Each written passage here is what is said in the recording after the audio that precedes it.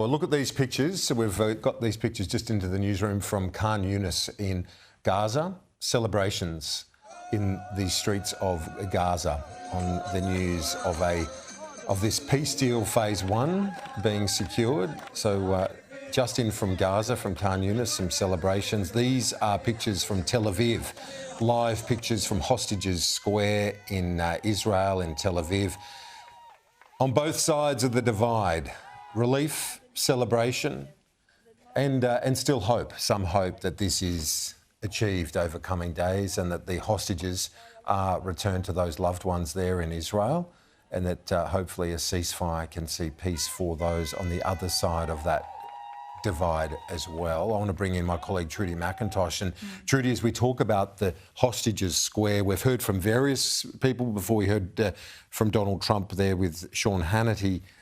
You talked us through statements from all sorts of representatives. Have we heard from the hostage families themselves? We have, and after 733 days, Kieran, the scenes we're seeing, if we can still put them up, of what's happening right now in Tel Aviv, this has been relabelled Hostage Square. That is where the families of these hostages have come week in, week out to express their sadness, frustration, at times anger at the Netanyahu government for being unable to broker a ceasefire fast enough to get their loved ones out.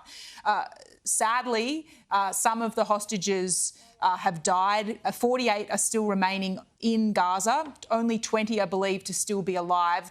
You can see here, this is from the Bring Them Home campaign, the faces of those Israelis who remain in Gaza for 733 days. Their families have been waiting, hopeful that they will be able to see their loved ones alive once again. We can also show you pictures from Washington where some of the family members were when they heard the news that this deal had been reached between Israel and Hamas. Here you can see the elation, the jubilation on family members who've been waiting for this news for such a long period of time. But Kieran, in the statement from this group, Bring Them Home Now, the campaign, they say it is our moral and national obligation to bring them all home, living and deceased. They say their return is essential to the healing and recovery of Israeli society as a whole. We will not rest until the last hostages come home. As we heard from Donald Trump in that interview with our colleagues at Fox News, he's confident that they will be able to get them all home, that he believes his own actions in terms of strikes against Iran, the tariffs, in his view, have been instrumental in bringing countries to the table,